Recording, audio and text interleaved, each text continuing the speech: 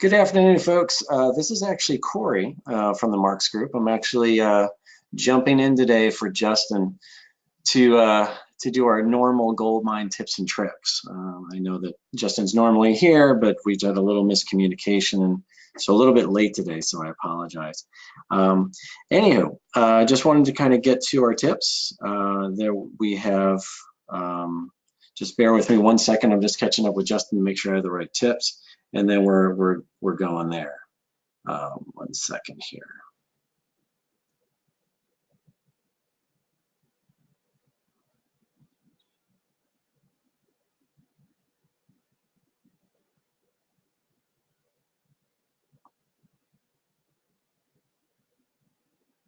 Okay, so anyway, what we're going to do is we're going to go through first tip that he had. This is actually what we do is we post these tips at the end of August, and then a few weeks later we go over them by webinar. We kind of do things that way, go through them, walk through it, and that's what we're going to do today. So the first tip that we had posted up there was actually the, and if there's any questions, sorry about that, I do have everyone in listen only mode. So please, if there's any questions, any chats, just do you can do the question area if you want in the GoToWebinar. You can also do the chat area is fine as well, which I've kind of already written a chat there to apologize for the lateness. So feel free to use either way to get a hold of me, and that's fine, and I'll keep a monitor on that, okay? So that going forward, first tip from last month is just shortcut keys is what they're called. There's certain things that you can do within Goldmine because it is a Windows program, and it allows you to kind of go through and use these and pop out. Now, it was a lot bigger a deal when we had Goldmine running on like a DOS or a Windows, or was older Windows. Shortcut keys were the thing, right? And so what we ended up with was, a lot of those, like people will still call these drop downs, like when you go into the source field, they still call that the F2 lookup because people can hit F2 and then it pops right up. And that goes back again to the old days of, okay, and kind of where we are, right? Like I said, older Goldmine, isn't it? So, just going through the list, the tip from last month on the blog post, there's actually a series of them, okay? They're control keys, they're alt keys. We'll just go through each one real quick, or just a few of them. Like if I do alt 1, it will start to do the dial phone thing, okay? But I don't have a phone. Let me find someone here that has a phone number. So if I do alt 1, you see what it's doing is trying to dial. Alt 2 does the same thing. Alt 3, 4, it's all of these is what. So it is a shortcut. It's actually, I'm just learning that right now. That's a pretty good one to have because I don't know if I've ever been able to do that because people are always asking me for this communicate dial a phone, but if I can do alt 1 and it dials that, that's pretty good. You do have to have your phone connected to Goldmine though. The cases tab, what we do is now we start looking at different things down here, and that's more the control. So if I do like Control A, if I'm on Goldmine, it jumps around. Control C is additional contacts. Control A is the cases tab, which I don't have enabled. Control C is text notes, which we know that's cut text. Control D is the details tab. For instance, there's details. So you can jump around a little bit. If you ever want to know what those are, usually it's stored in here. Like I can rename this and it'll tell me. You can force it actually, which is a good, interesting thing to do here, is that you can say, all right, if I create a custom tab and I wouldn't put the ampersand in there, what that does is, in this case, Control E would be the credit. It would go to the credit tab because I have Control E, right? That's what it would be there. So anyway, that's kind of what we're looking at. Those are the control keys, right? Control F is the fields, and then we go to different things. So I just did the typical scrolling by accident, of course, which I always do.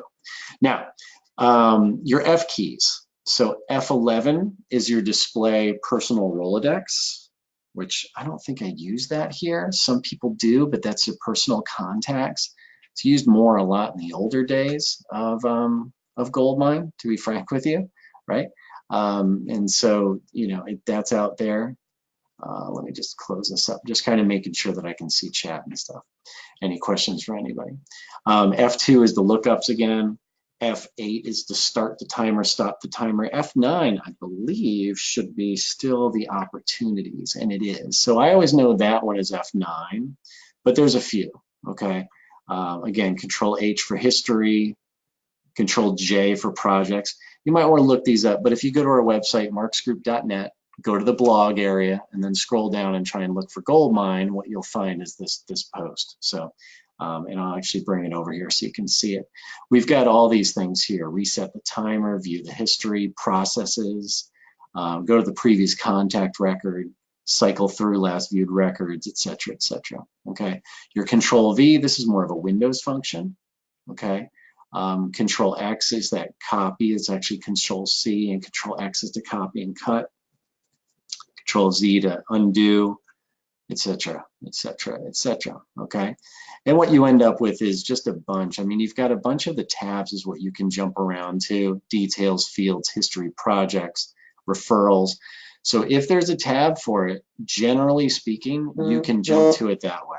Is what it is. Okay, like I said, Control P or Control P does pending. Control H is history. Nicely done. Okay. All right, and that was, I mean, it's kind of a short tip. It's more of a research, create a print sheet for yourself, a cheat sheet you hang on the wall, but that's what it is there, okay? All right, viewing completed activities on the calendar, second tip. It's a real short one, but basically what we're looking at is the idea that you have a lot of people will call me and they look at these things in the calendar. I'm going to go see if I can find everybody. I'm just going to add all users and I'm going to go back a ways. Okay, bear with me a second while I do this because I do want to make sure I get some completed items. I'm actually going to go way back. See if I can jump to. This is my Goldmine test database, so I don't have any test records in here. I want to say go to, we're going to go back a few years where I have things in here. There we go. So if I look at this here, you see how we've got a lot of different things that are open. And granted, just ignore the fact that we're looking at 2013. But what you see here is that there's items that are white and there's items that are gray. It's hard, it might be hard to see right now, but this is gray with a line through it, and that's fine. When I go here, if I complete this, I say, okay, it's now going to go gray with a line through it. So we know we're completed. But the thing is a lot of times people will see too many things completed, or they don't want to see things that are completed at all. So what you do is you can go to their calendar, which if we're keeping with tip number 1 would be F7, or you just go to the go to calendar. Okay, I'm going to jump to that date again, if I can go to that. I think I was back 2013. Okay, 3-4 years ago. And I go back a week or two. We'll go forward. So if I do this and I complete this and I say complete, now we've got that, it's gray, it's got a line through it, etc., right?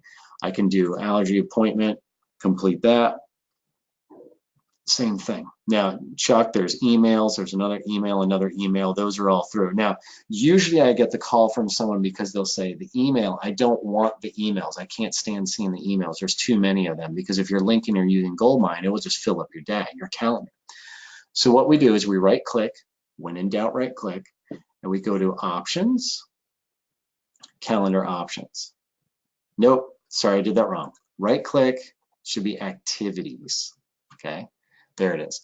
So while I was doing it, I was like, well, this isn't right. This isn't what I tell people. So here, what I've got, you can see, I've got scheduled messages unchecked. But see, notice this, I've got a bunch of emails here. Let's say I get rid of messages. Now we're going to see those 3 go away. And then they're gone.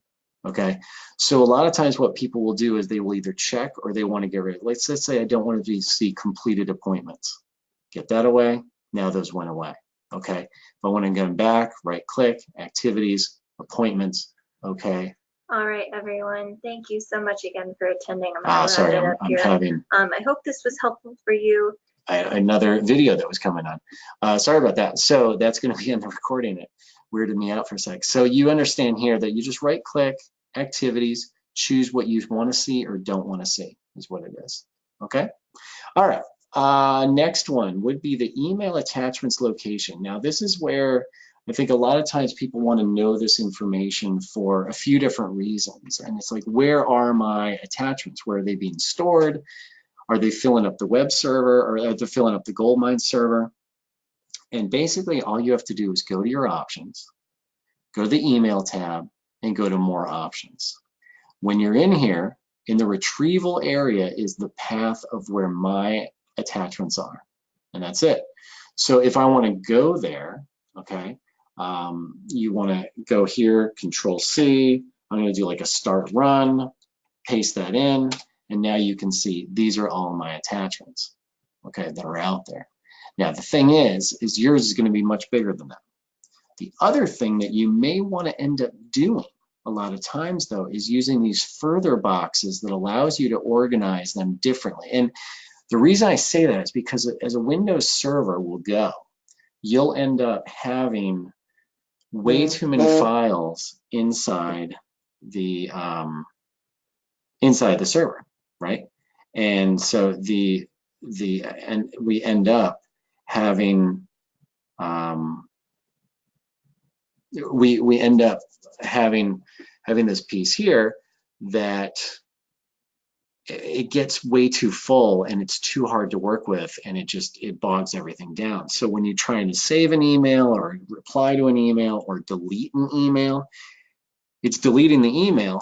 But if you have it here, let me see if there's a thing that shows me in the advanced. There it is. So when I say delete attachments when deleting the email, this one, what happens is you not only delete the email, but it goes into the server location and it goes through and it actually has to look for that file in the Windows folder and then delete that file as well, which can be very, very time consuming on the server, right? So a lot of times people will say to me, I don't understand, like, why is it taking forever? What is it that is, why is it taking so long to delete an email from here and there? It's just a single email. And that's usually why. So I'm not saying you want to uncheck that. Okay, that's fine. We can leave that. What I'm saying is instead, you may want to do this where we say, okay, let's check this box and maybe even another folder, right? And what it does is it takes this attach folder and it would do this and say C Babka, because that's my username. And then it would say 2018. And then it will say September, like that. And so what you end up with is 3 subdirectories below that keeps those attachments a little more divided up. They're still public, and that's fine. Like, everyone can still access them. But because you're getting less files inside those folders, the Windows server is going to perform better. Your indexing is going to perform better. And when you delete or add to that folder, your Goldmine will perform better. Okay, so we do recommend this a lot of times if you're getting a lot of emails. At least do this. I find this one useful to do just because of the name, at least. The year and the month, that's up to you, but even the user really makes things a lot better for you. Okay, so this is where it was. If you want to change it, if you want to change it to another file server, another folder on the server, you want to put it wherever you are, it's all good. You can do that. Okay, so that is tip number 3. So I know it's kind of a short one today. It's probably about 15 minutes. I hope that's not too annoying for anyone, but I do appreciate you attending. I don't see any questions or anything in the chat right now. So this will be up for recording later if you want to watch it again to see how I got there. It will be on our YouTube page. That's where the videos go right away. And we're all set. All right, so you enjoy the rest of your day. Appreciate you coming, and we will talk to you soon. Like I said, the webinar is for our September tips. So what we're going to do is pretty soon this week, you should have the October tips will be coming up sometime this week. And then 4 weeks from now, we'll go through those the last Tuesday of the month. We'll walk through those step by step. Hopefully next week next month it will be Justin, but we'll see what we have to do to make things work. All right, thanks folks. Have a good day. Enjoy the rest of it.